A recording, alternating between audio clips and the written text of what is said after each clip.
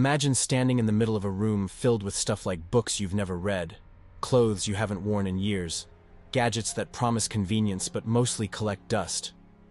You look around and suddenly realize, despite all of this, there's a gnawing sense of emptiness, a subtle tension you can't quite shake. That tension is the paradox of abundance. We think that more things, more choices, and more options will bring happiness, security, and freedom. But very often, it brings the opposite. This is where minimalism comes in, not as a trend or aesthetic, but as a philosophy or a way of living that asks us to question the automatic belief that more is better.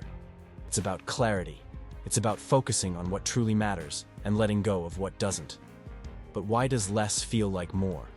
Why does removing clutter from our lives often lead to more joy, creativity, and freedom? Let's start by looking at the psychological angle. Cognitive science tells us that humans have a limited capacity for attention. Our brains are amazing, but they can only process so much information at once.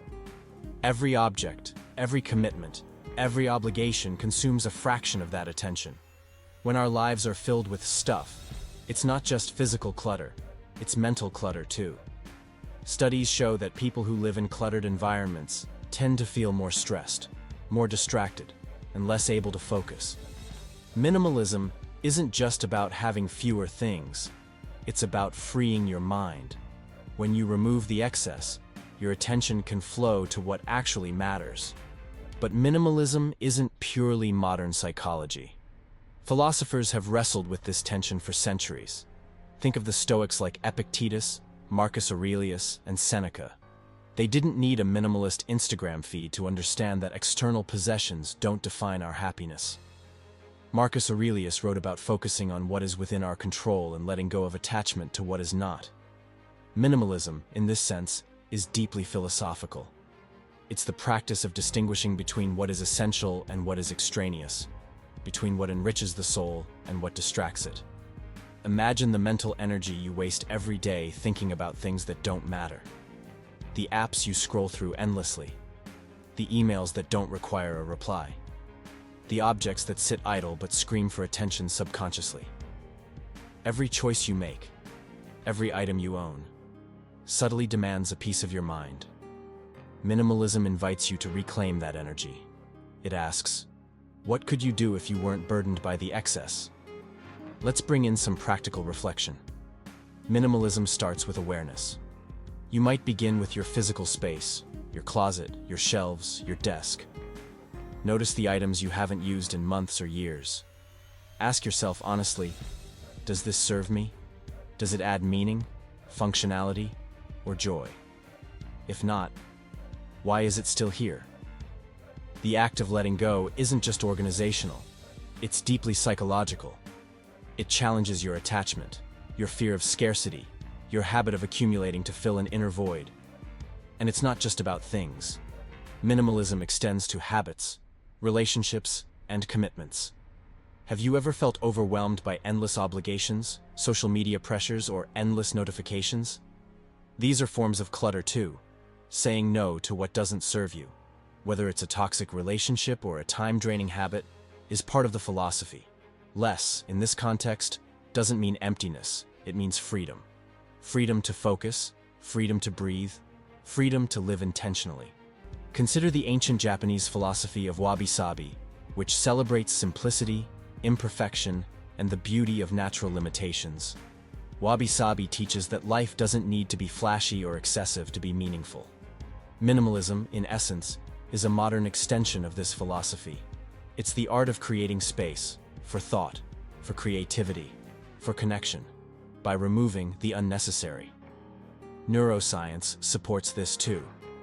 The prefrontal cortex, the part of the brain responsible for decision-making, becomes overloaded when faced with too many choices. This is called decision fatigue. When your life is cluttered, with objects, obligations, or distractions, your ability to make thoughtful, deliberate decisions decreases. Minimalism reduces that load. By limiting the non-essential, you protect your cognitive resources for the things that truly matter: relationships, creativity, personal growth. Minimalism also invites reflection on values. What do you truly care about?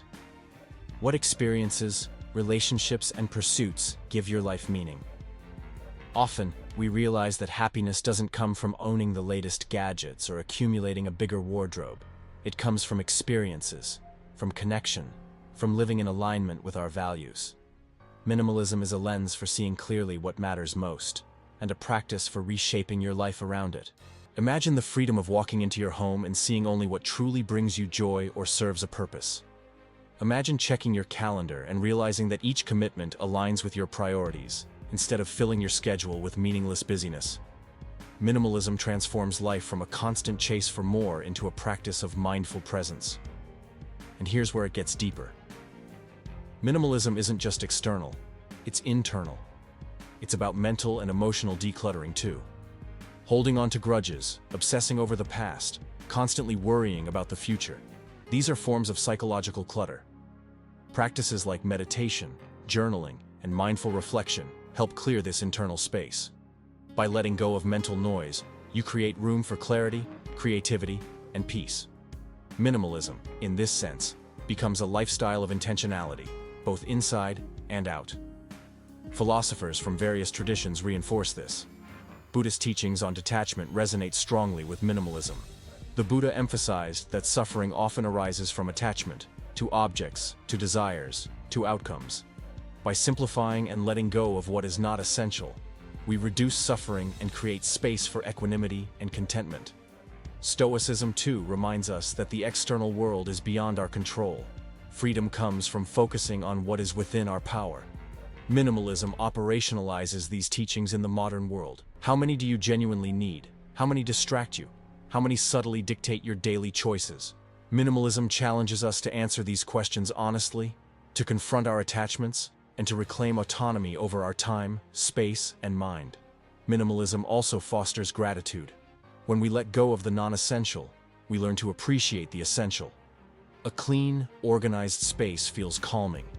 A single meaningful possession, a book, a musical instrument, a photograph, can bring more satisfaction than dozens of items we barely notice. Gratitude arises not from abundance, but from mindful presence. Minimalism teaches that less is not a sacrifice. It's an opportunity to notice and cherish what truly matters. And then there's the ripple effect. Minimalism doesn't just change your environment, it changes your behavior. People who practice minimalism often spend less, waste less, and consume more intentionally. This creates more time, more freedom, and even a lighter ecological footprint. Living with less becomes a pathway to living better, not just for yourself, but for the world around you.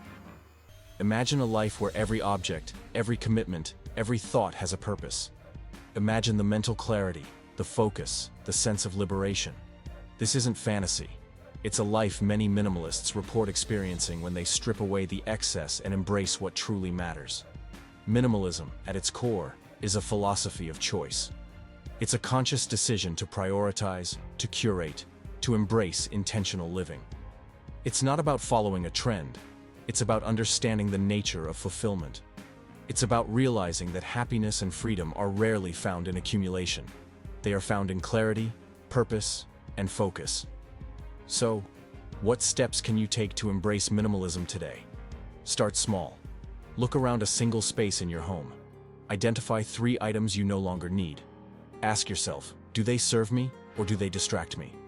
Then, consider your calendar, your habits, your mental clutter. What commitments, thoughts, or worries can you release? Over time, these small choices compound, creating a life of clarity, focus, and freedom. And remember, minimalism is deeply personal.